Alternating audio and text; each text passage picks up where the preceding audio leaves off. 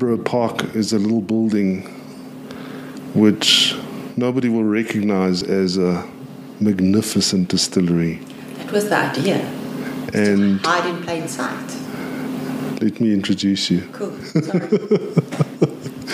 And inside there's a magnificent distillery run by a very, what would you call yourself? Fabulous. What do you mean?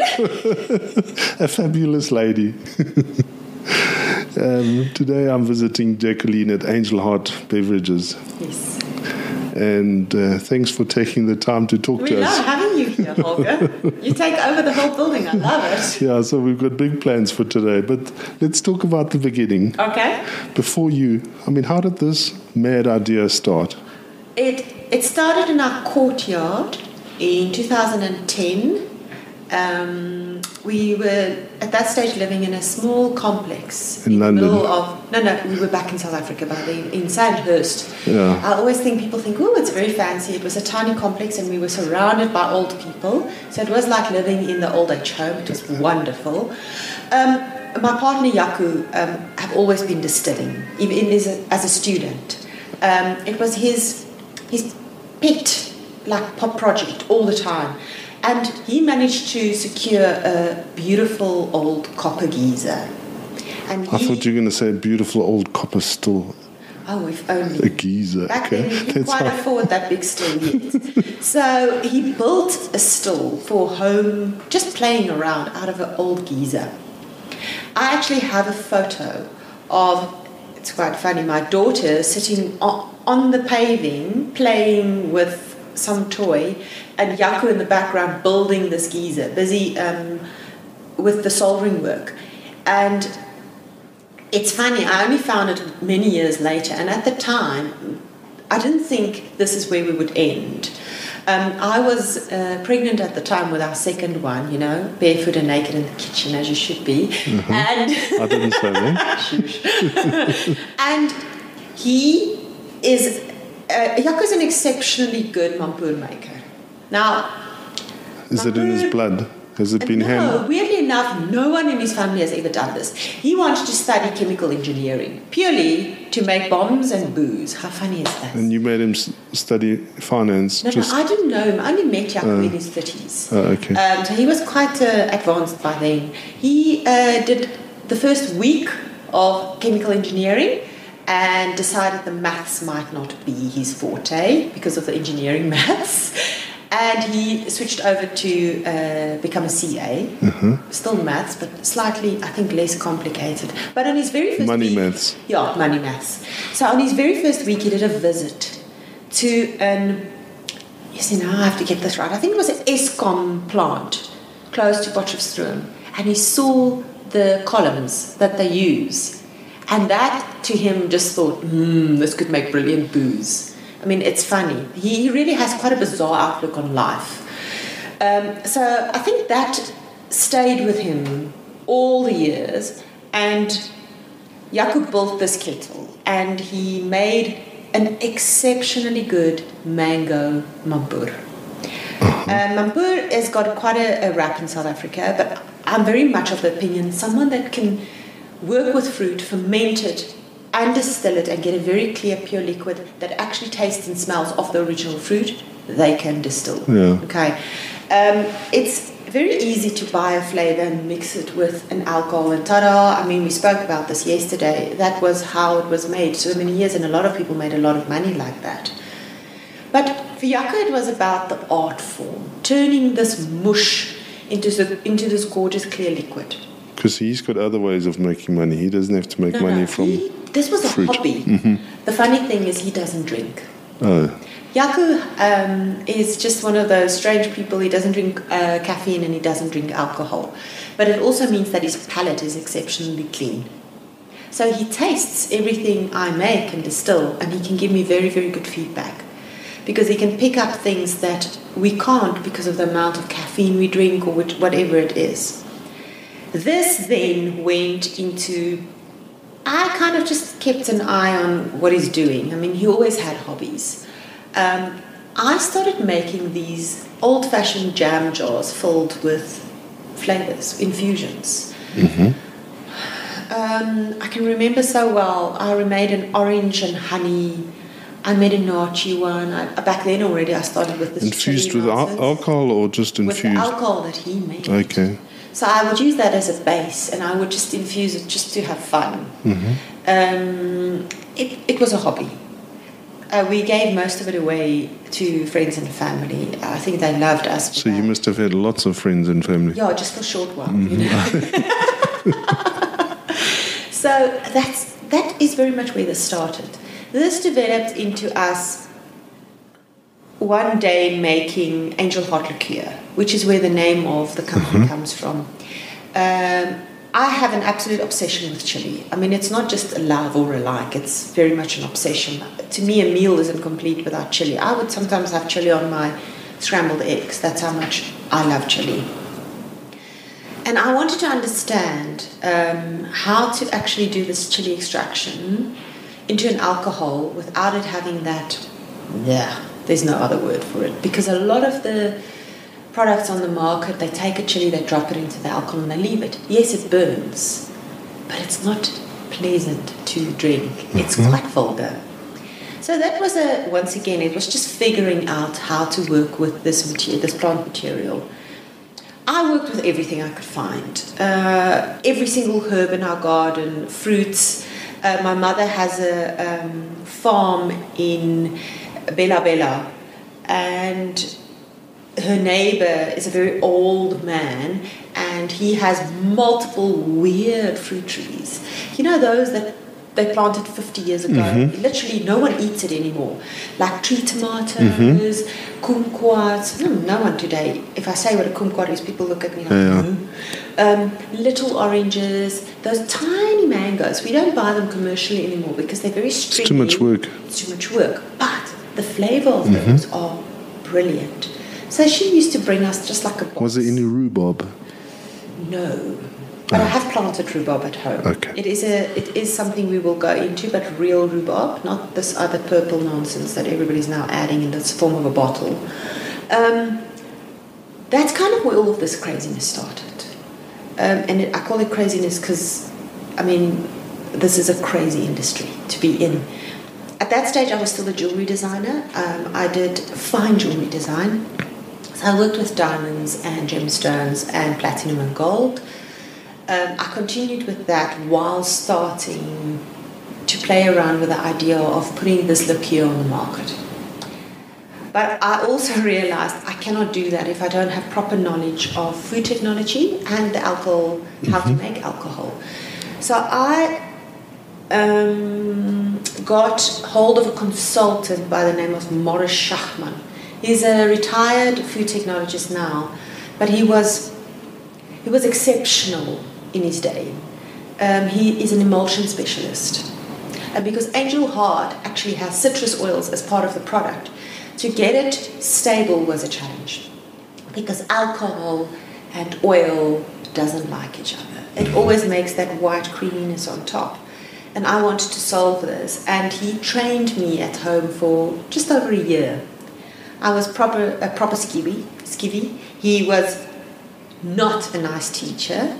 He was incredibly strict. But in the process, he taught me to write recipes, to weigh properly. Everything is now converted to grams, micrograms, kilograms. We don't ever work in liters in this distillery. And that was just, it's like with jewelry design. If you have a really, really good sense of what you're designing, the technicality of it, we translated that into what we're doing with alcohol. I don't make booze.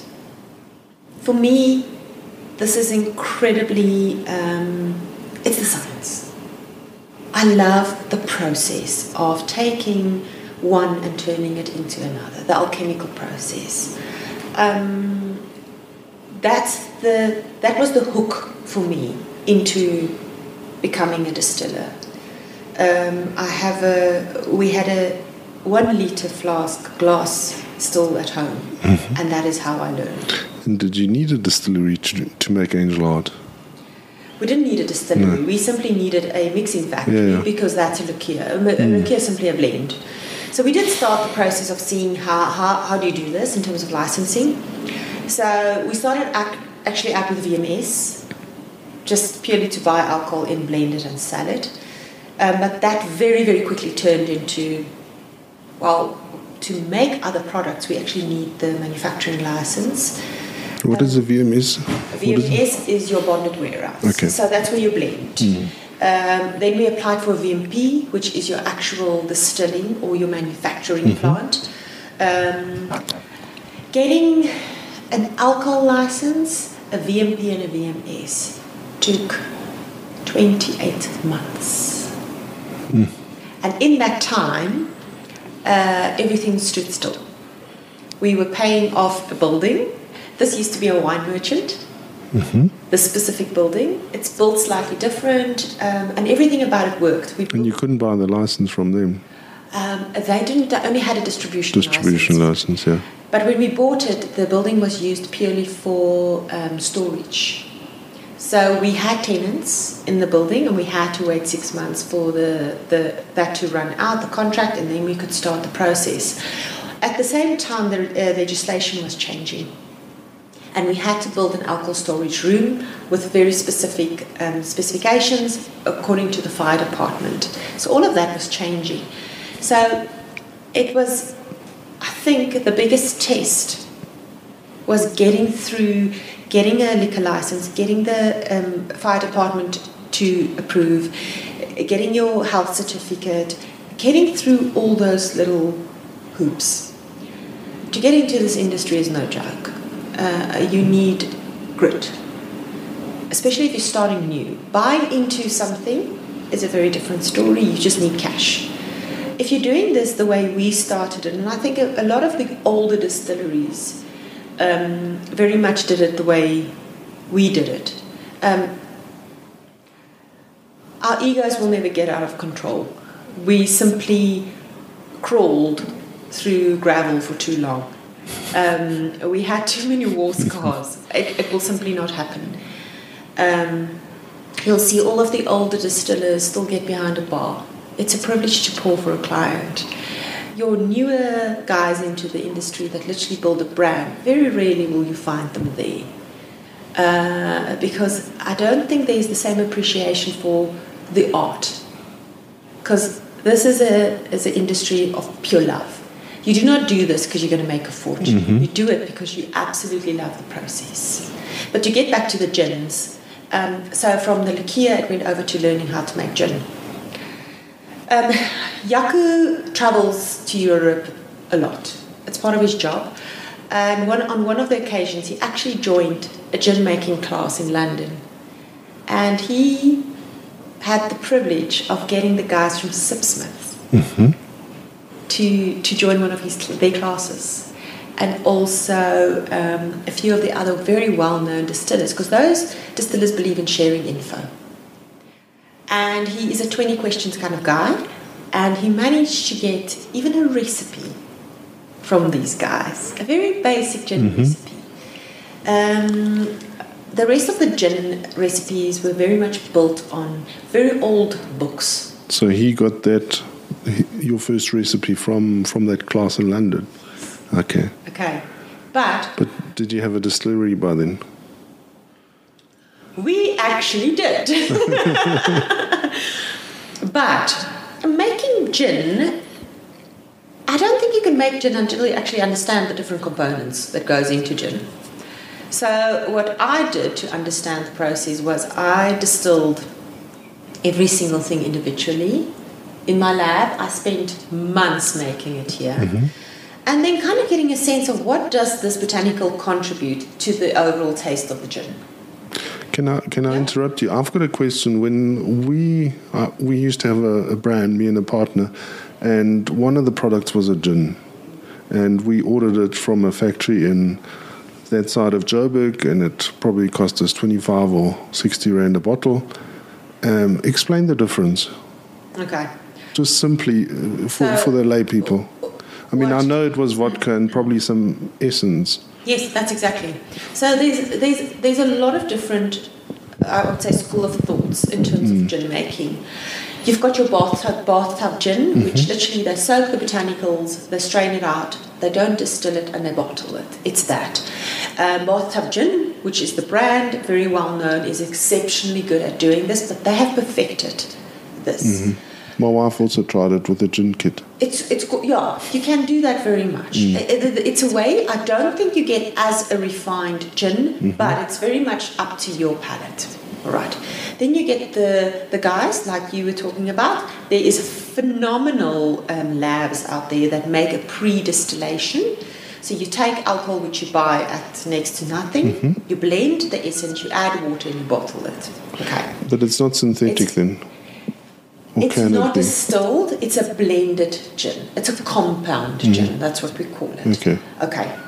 I think there are some on the market that's really good, but I think honesty in terms of manufacturing is very important to your end user.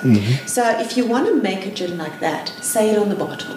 Say, this is a blended gin. Don't call it distilled. That's the problem. There's no regulation in South Africa. So though there's a lot of guys that make it, it's a very inexpensive method to make it. But can you also just add a flavouring essence or something and just buy a flavour like you buy caramel flavour and add it to your vodka and call it a gin, I guess? You see, the legislation is very grey, and the Department of Agriculture that is supposed to check that, I think they are so overloaded. Underfunded, overloaded, understaffed. So there is unfortunately a lot of grey that exists. The way we make gin in this distillery is quite an old-fashioned way of making gin. We take a clean ethanol. We dilute it slightly down because we don't want to work with very high concentrate. The botanicals don't like that. We then soak the gin botanicals. A botanical is the word we use for all the plant materials that goes into a gin. Okay, juniper, coriander, your peppers, your angelica roots, your orris roots, all your different combinations. Citrus, some like a lot of citrus, some like a little. It's very much up to the gin maker. But we then soak that in the alcohol, like a soup, for 48 hours. It's a beautiful brown sludge. It smells phenomenal by then, but not very appealing to drink. That is then distilled. We do a heads cut, exactly like you would a really good distillation, because that first bit that comes off is all the nasties. And then you've got those little, the long esters in it. That's that bite on the side of the tongue. We actually want to get rid of that. We only keep the hearts. I cut at 65% alcohol already because that's the purest part of the gin, and then you've got your tails. I always say the moment I can smell cassia is... What is cassia? Cinnamon. Then the gin has gone too long. It's got a very distinctive smell. We then keep the hearts of the gin that is left to rest for 2 months. I have a lot of little, let's call it quirks around what and how I make stuff. But for me... Where did you learn those? Pardon? Where did you learn those quirks? I think it was very much done on gut and on experience about the amount of gin that I've made. If you leave that gin, even if it's for 2 weeks, it's completely different to the fresh gin. Well, gin is basically an oil extraction. I mean, that is what it is. What does that mean? We're extracting the oil from the flavonoids out of the botanicals. That's what we're doing. So when you look at it through the microscope, you've got big globules and smaller ones, and that's the little oil droplets suspended. The perfect time to bottle is when the globules are starting to get similar size and shape. That's how I make gin. Now, every gin maker has their thing and their theory and their belief system. That is how I make gin, okay? And I know if it rests between 6 weeks and 8 weeks, that's absolute at its optimum. To me, then the flavors have developed. And resting can't be in the bottle? No. You bottle shock it because you have to add water. So it's rested at the 79% that it's distilled out. So we give it time. It's like wine. It's like whiskey. It's like a good brandy. So it doesn't really sound like you're driven by the market. Yeah, which might be not the best way to run your own business. I am quite aware of that. But I think that's also the type of client you attract then. A client that's loyal, that's got true integrity.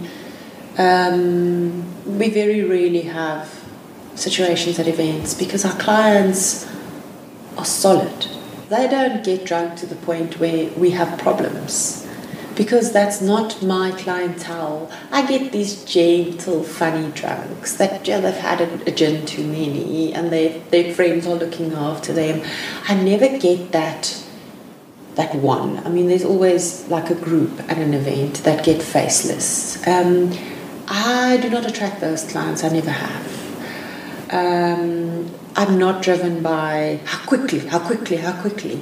For me, it's about delivering a very high quality product at a reasonable price without cutting corners, because that's not what I am. I very much operate from a place of integrity. The same goes for my bitters, all for my gins, the same type of process. And I very much believe in it is ready when it's ready.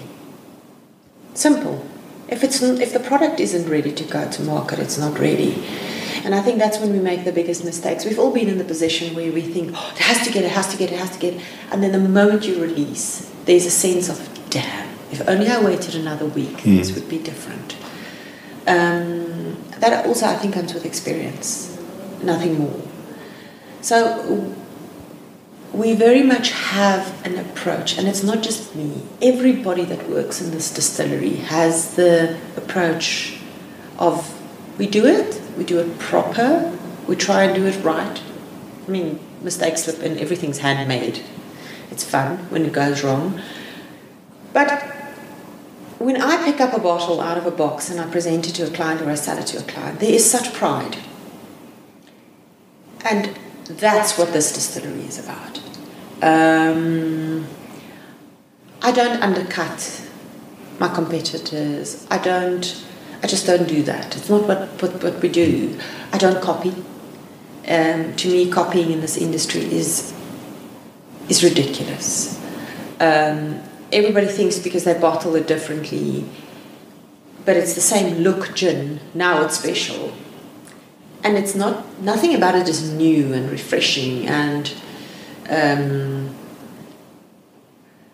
there's always enough in the universe for everybody. But I think people tend to forget that concept. Everybody wants a little bit of the same market.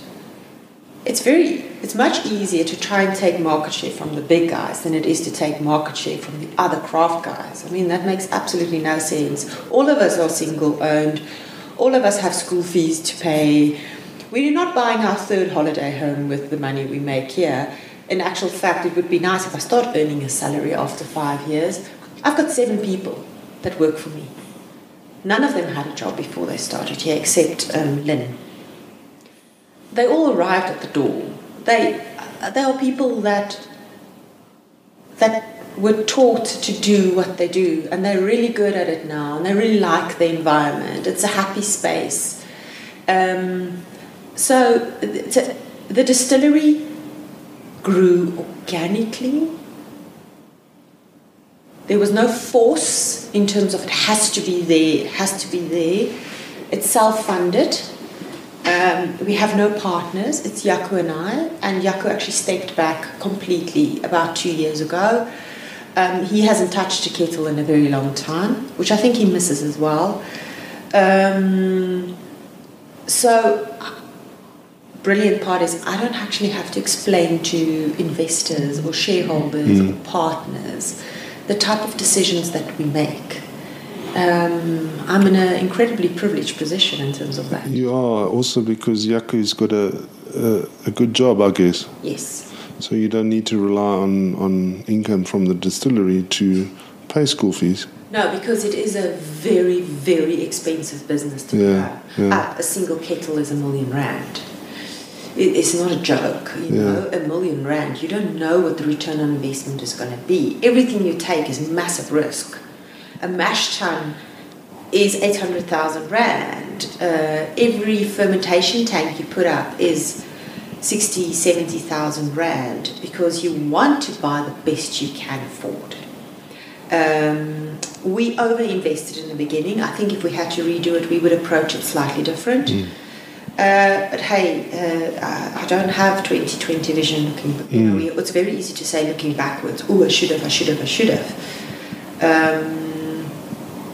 So you're not in it for the building the brands. Obviously, there's a lot of brand companies now, and I mean, if you could look back and say, look, I mean, the difference between your gin on the shelf at Norman Goodfellows and the other 100 gins, I mean, you can't see, or the consumer can't see the difference. They can't. I mean, they're all beautiful bottles from Urban Glass or whoever imports them, and you know, I guess it's the same with the wine people. They have got the same struggle. Issue.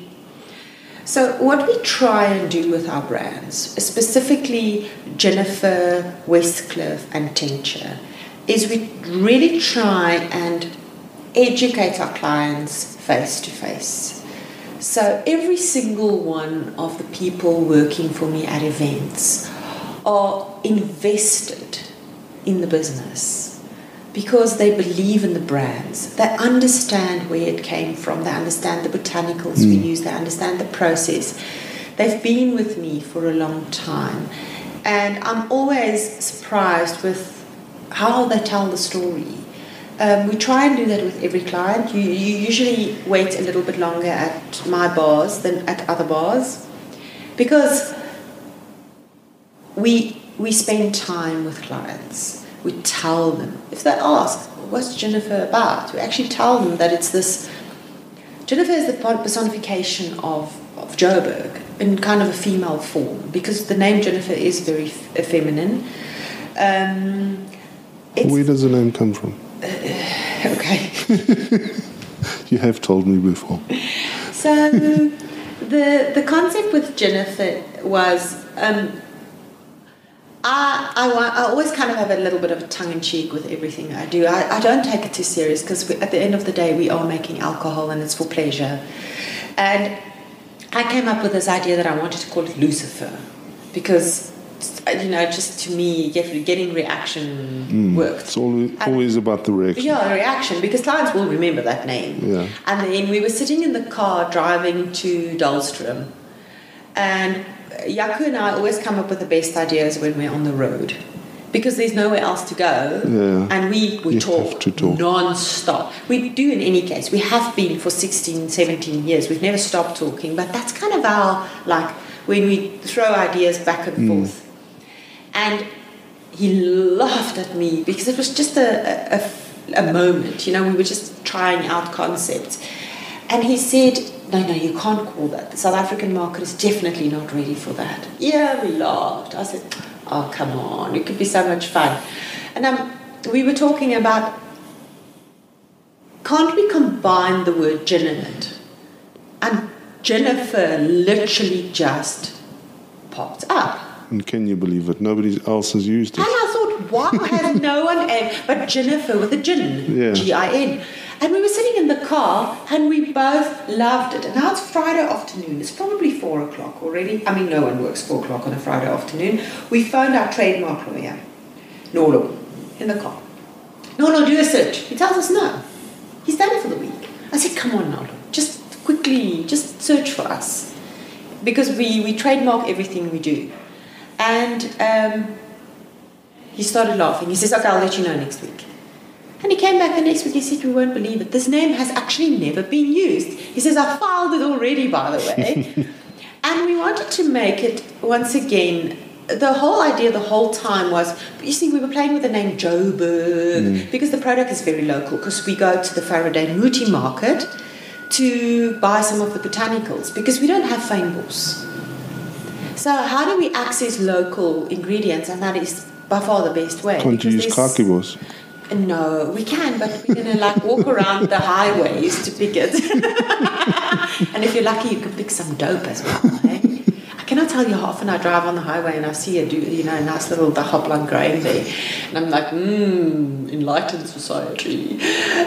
So we went there to see what we can find that's local, because that's like the best place to go. Everything is gathered for you already. The whole idea was to make this really local gin, because Joburg is a melting pot of cultures. It's quite a spectacular place when people can get past the nasties, let's call it that. I love it when I travel and people tell me, oh, the smog. I'm like, I have no idea what you're talking about. Johannesburg is such a diverse city.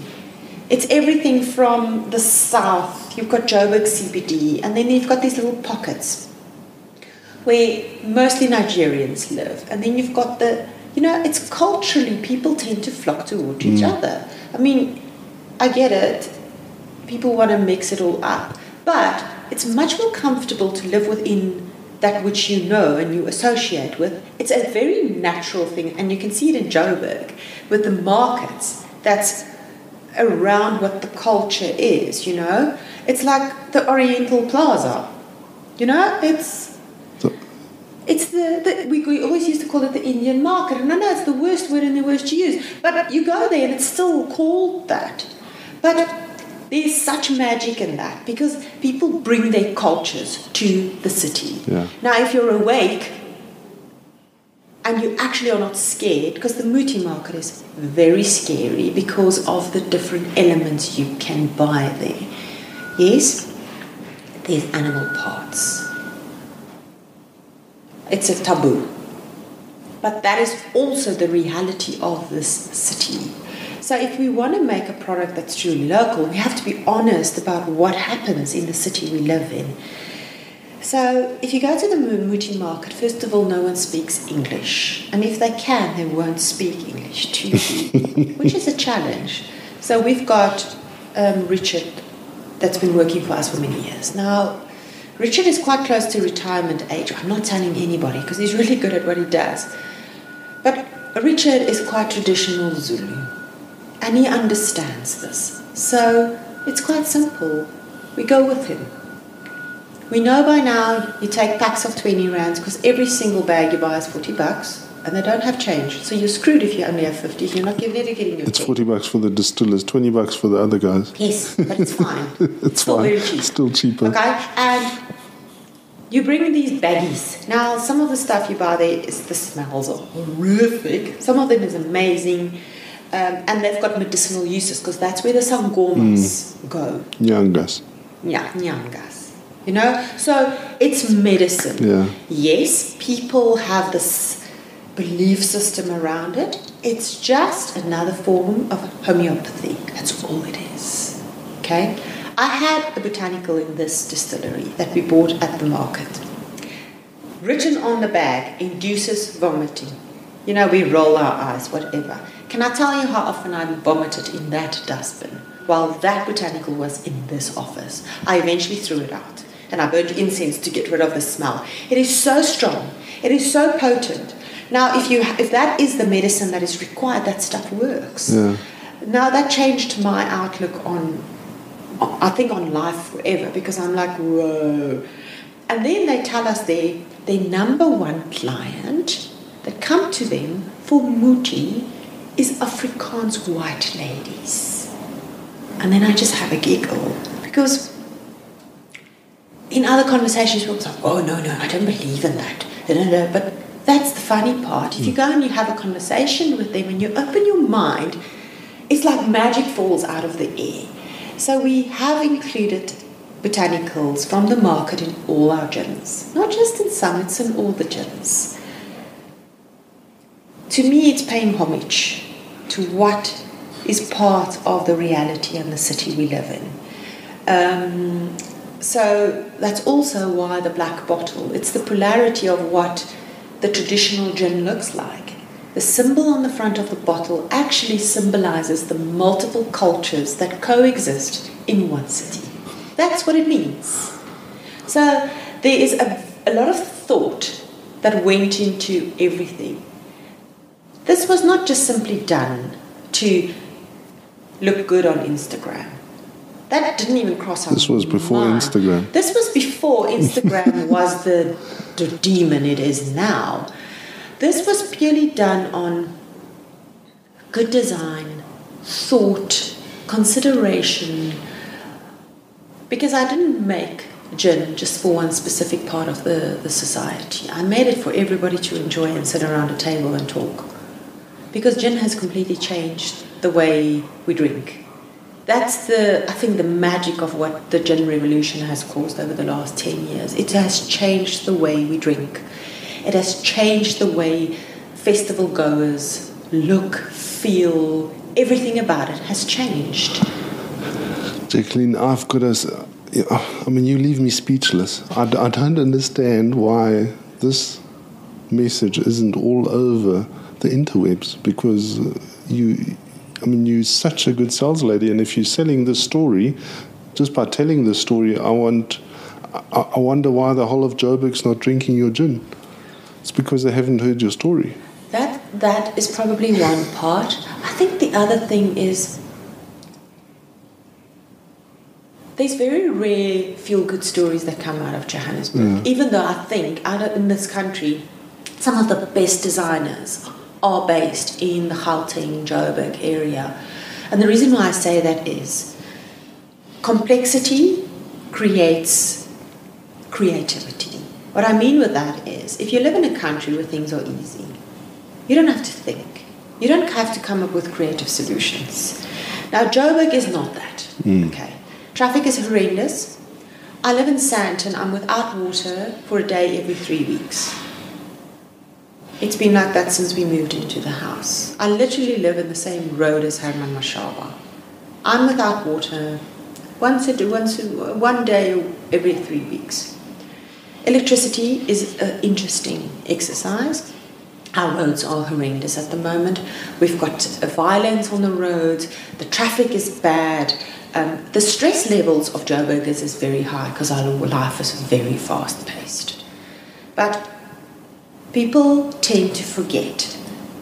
The dark always attracts the light, and the light always attracts the dark. That's the system. That makes the engine turns. And in that complexity and that moment, usually for some of us, it sparks insane creativity. For me, that is what this city is about. With the aggression comes people really standing together. So I think it's the same with products that come out of the city. I mean, just think of how the 3 Mirari products, gorgeous design, beautiful bottles, good... You're talking about Mirari gin. Yeah, Mirari gin. Okay. You've got still 33 that came up with a completely new concept of these beautiful vintage planes. Just think of the gins coming out of Joburg, okay? They are different to what is coming out of your Cape province or your Eastern Cape. They've got a very different vibe to them because the city is different. We live on metal.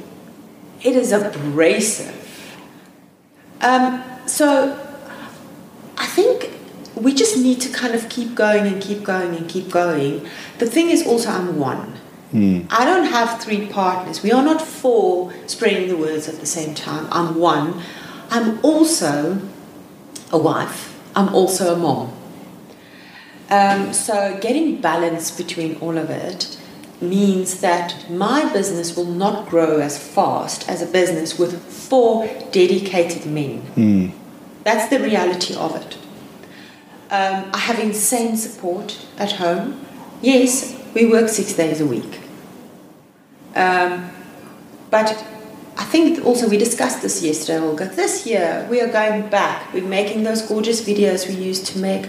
I'm not a professional bartender, but I'm not teaching bartenders. I'm teaching normal people pouring a gorgeous gin and tonic on a Saturday afternoon that doesn't understand the word jigger, but they understand the word tot measure. And that's why I'm actually, let's call it dumb it down. for the sake of a better word. I mean, it's quite hard to get a better word than that. It's very much layman's terms. Yes, I have normal ice because I don't do fancy ice balls because I'm just a normal person that run a normal household. I've got that in the fridge. I don't do a fancy pour because no one at home does a fancy pour, and it's very intimidating when they see this fancy pour to reproduce it. I make videos for people to just be that home, let's call it a mixologist. It's to have fun, to be a little bit braver, and that's all we're trying to achieve is, yes, I've got 5 different gins at home, of which one is probably Gordon's, and that's cool. I'm going to do a Schweppes tonic water, I'm going to do a Fitch. Depends on what you like. I mean, why have we suddenly got all these rules? If you like sweet, you like sweet. That's your thing. And how do you use bitters? Bitters is quite a weird place for people today. They don't quite get what you do with it until they get it. And then they love it. I think we're a long way from getting it. I mean, in the UK, there's more bitters on the shelves than gins. Yes. And I think there's a massive opportunity. To me, bitters is pure magic. But it's a very hard product to make because it takes so long. A batch takes 4 months plus. It depends on what you're making.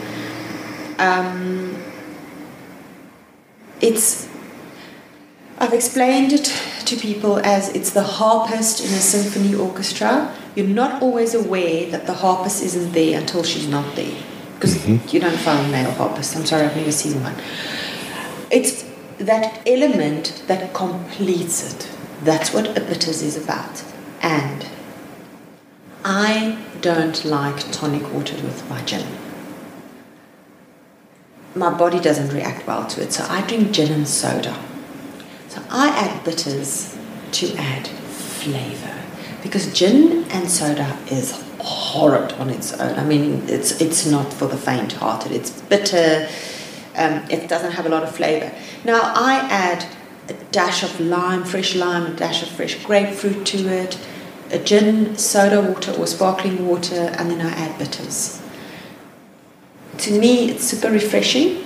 It's not high in sugar, so I can maintain my weight, because gin and tonic, unfortunately, is quite high in calories. It's not ideal for when you're watching your weight or when you're trying to lose weight.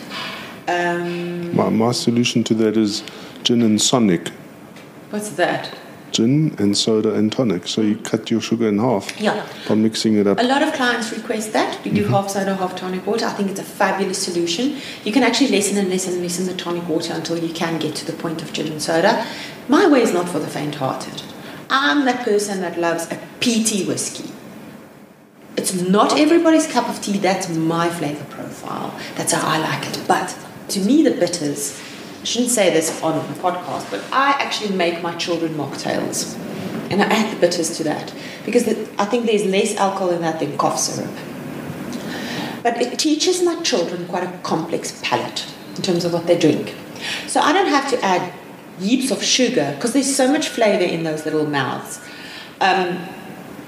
I think in terms of children, we can see that there's quite a big problem ahead of us the next 10 years in terms of weight control. If we can teach our children not to love sugar and kind of be in that in-between space where they can appreciate something like a bitters. So teach me a quick one. I've got all your bitters at home. No, for me. With our bitters. Okay, so one of my absolute favourites is the Ginifer chili with... No, without alcohol. With no alcohol. All right. I would do... Because it's dry January. Yeah, it's dry January, of course. So I've got all your bitters. What would I start with? Soda water? Or? I would do half lemonade, half soda, some fresh apples in there. I'm a very big fan of green apples in a drink. Fresh apples in there, some mint in there, and then I would add some of the orange and vanilla bitters in there. The pomegranate bitters is fantastic in anything like a dash of rose syrup. My kids, for some reason, love the rose syrup, so I always have a little bit of rose syrup, soda water, and grapefruit bit. The pomegranate bitters with that. It is delicious. If you want to add a little bit of the thing, I would add some mint to it just for freshness. It's soft, it's pink. Even my son absolutely loves this beautiful soft pink drink. The cinnamon bitters is phenomenal in a spicy ginger ale. Or a cup of coffee. With cinnamon. With the cinnamon bitters. Or if you're a hot chocolate fan, cinnamon bitters in there. Sounds like Austria on the slopes. It does. And it warms you. Now, another thing I have to tell you, my chocolate bitters is made with an organic chocolate nib that we use. What is a nib? That's the little pieces, the shavings of cacao, of the cocoa bean. I've always called it cacao. It's just kind of one of my quirks. Now, raw dark chocolate is brilliant as an anti-anxiety treatment. Okay, because what it actually does, it actually opens the heart space and then your anxiety eases. If you suffer with anxiety, 5 drops of the chocolate bitters in your espresso in the morning, you'll feel like a new person after a few weeks. After a few weeks? Oh, no, you'll feel the effect immediately. But I think it's a continuous thing of allowing the body to actually feel. The bitters is not just for drinking in a cocktail. I cook with it. The chili bitters I use in whatever I cook. I love it in Moroccan. Star anise in a Moroccan or an Indian dish is phenomenal. The chocolate bitters in any meat dish, because it gives it depth. You replace your, Worcester sauce with the chocolate bitters. Cinnamon to bake with. I add it to my pancake batter, and the cinnamon is part of the batter, and then I just sprinkle a very thin layer of sugar over the top. Intense cinnamon. Anything like a malva pudding, a cake, cinnamon cake, a few drops of the cinnamon bitters in there. So it's very much a culinary approach, intense flavors.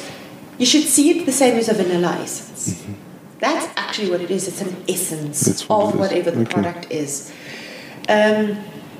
So I won't put pomegranate bitters into strong savoury dishes, but it could be very interesting what you can do with it. But the pomegranate in just a gin soda tonic mix is beautiful, because pomegranates are only in season for Feb. I know, because my mother grows pomegranates. That's where I get my fresh pomegranates from. I get these batches. At the moment, because of all the rain, the pomegranates are bursting. So those can't go to market. So I get all that.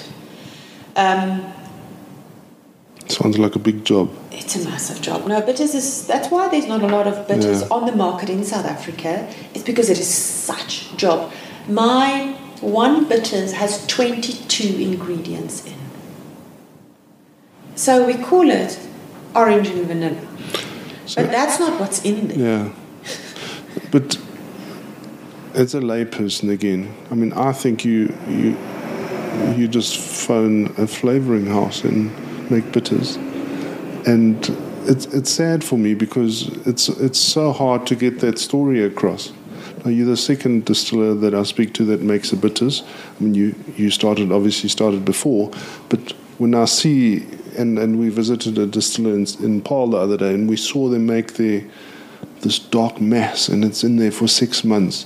I mean, if people don't see that, if I buy Angostura bitter off the shelf, I just assume it's made in a factory at 1 million bottles a second. But even that, Angostura bitters to me is like the granddaddy of bitters. I mean, that's like your Don.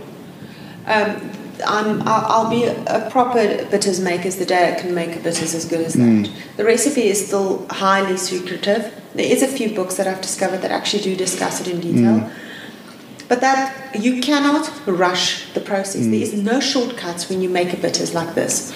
Yes, you can get your flavors blended together, but you never have depth of flavor. You will never have that black, brown, amber. But will a normal person be able to taste the difference? I think they would. Yeah, because when I was in Munich the other day at the big beer show, there was one of the big exhibitions was one of these flavouring houses, and they had rows and rows and rows of soft drink in in a white can and just the flavor written on it. And you could taste all of them and say, I want you to make this one. Give me the recipe. Or I want to make this one. Give me the recipe. And then they ship off the flavorers. I think the hardest thing with this industry is to convert to convert clients to this thinking of is real. Yeah, and I think the problem is that people call that craft, and then other people call the nice bottle craft. Yes, and sticking a label on yourself as craft. I'm very, very careful to use the word flavour in this industry because it does refer to synthetic. Yeah. I think synthetic flavours has a very, very important role to play in certain aspects, but in terms of what we do and how we do it, it's a very old school way of doing it. The other problem is you cannot make the stuff with the flavours if you actually don't understand how to do it with the original ingredients. If I tell you the amount of flavour houses that has approached me to buy my technique of making my chili bitter, my chili essence that goes into the chili gin, I just giggle every time. Because what they would do with that is you cannot get that same depth with a synthetic capsicum. And they want to use that in ginger ales. Because my chili doesn't actually burn. It's just this gentle kiss, this like, it's like a giggle to a large extent. It's like, and then it's gone. But it makes you feel so damn good. In a ginger ale, I think that would be exceptional. Yeah. Am I going to sell it to one of them? There is no way. I'll probably die with the secret before I sell it out to one of those houses. I never know. I might be in trouble real soon and not be able to pay my duties, and then I'll sell it. But I think you are either a person that do stuff the old-fashioned way. Either you're an instant cake person, or you are a I weigh the flour person. Yeah. And that's it. I'm the I weigh the flour and everything person. I don't buy ready cut pumpkin. I'm really annoying that way. I don't buy ready cut beans. That is my integrity, my value system. There is not a single thing wrong with doing it the instant way, but be honest about it. That is, I think, what I always ask. Be honest. Say on the bottle, gin infused. I shop at Woolies. You see, the funny thing is you can buy the whole stuff. Oh, can you? Well. I do, you know. And I always get my husband to cut the butternut to just annoy him a little bit because I don't like the packet thing. I've got a thing with plastic. But if you don't have time to do it the old-fashioned way, this is not a criticism from my side. I think it's brilliant. You're still doing your thing, but be honest about it. Say, this is a juniper-infused gin. Okay. Juniper-flavoured gin. Say that. Okay? But because there is no regulation and no one checking it, it doesn't happen. So how does my poor end user know the difference between my gin and the next one? They don't. And that is the honest truth. Yeah. Okay. I can spin any story and put it on my bottle. Of course. And I mean, for me, that brings through your personality a bit, and I hope that the consumers can understand that. And in closing, if you can explain to me the story about your mac and cheese. My mac and cheese. Yes. Because I think if we get that, then we get the honest answer. Okay. So, your children. I had an au pair that worked for me for 3 years. She was a trained chef, not a cook. She was a trained chef. She worked at some of the top restaurants in Cape Town. And she worked for me for 3 years. And for 3 years, my children complained about the cheese sauce she makes with her mac and cheese. And right at the end, she asked me one day, she says, please, can you explain what do you do that your children go ballistic for your mac and cheese? I had such a laugh because I literally showed her I had a phenomenal home economics teacher in matric, and I think she put me on the path where I am today. So I made an old-fashioned roux with flour and butter, real butter. I don't use margarine, I never have. I think it's something that shouldn't be consumed. So butter, flour, I make a roux, then I do milk, gentle process, I boil it, I do salt and pepper, I do parmesan and cheddar, and then I add nutmeg. There you go. And no one could figure out what it was that I add. And the funny thing is, I saw the nutmeg technique when we lived in London. When we moved to London, I was incredibly lonely, and I suffered with severe depression. So I was hiding from the world. And Ainsley Harriott had a cooking show on BBC, and I watched it religiously. And he used to put nutmeg in his cheese sauce, and I have been doing it for 15 years, and my children refuses to eat cheese sauce if there's not nutmeg in it. And I actually grate the nutmeg because nutmeg has to be fresh it's just how I do stuff. So my au pair just laughed, and she's like, it is just so typically you to do it. It's that little one ingredient that she says, yeah, we all know how to make a cheese sauce. We don't do it the traditional way, but I still do it. I don't take shortcuts. I don't buy a packet of instant cheese sauce. I never have. I think it's vulgar. It's got this plastic taste in your mouth. And then my kids completely believe that my ingredient in all my food, and that's why I taste different, is love. Yeah. Because I really like what I do. Yeah. And the same with gin. It's the same with bitters. It's the same with vodka. It's the same with moonshine. I freaking love what I do. I do not have a morning where I get up and think, oh, I have to go to work. Okay? I don't have it. Yes, when I've had too much to drink the previous evening because I was at a show, different story. But I never have that moment of, because I put the limitations on what I do. There's a bunch of really cool stuff coming out this year. I don't have to stop expanding. I don't have to stop being creative. Damn. I mean, this year we're making exclusive bitters for my tincture clients only. So you cannot buy it on the shelf. You have to buy it with a tincture bottle because I want them to feel like it's theirs. I'm sharing a secret with them because I really am with some of them. I won't never make it commercially. I can't because I can't get enough of the ingredients. And it's too much work. It's just so much. But in essence, that's what we do. Yeah. Okay. I want to, I think the mac and cheese story tells so much about your personality, and that's what I wanted to capture today. So I think we can stop here because that tells the story. Yeah. Thank you very much, Jacqueline. We make gin the way I make mac and cheese. Exactly. Cool. Thank you, Holger. I appreciate it. Thanks for your time.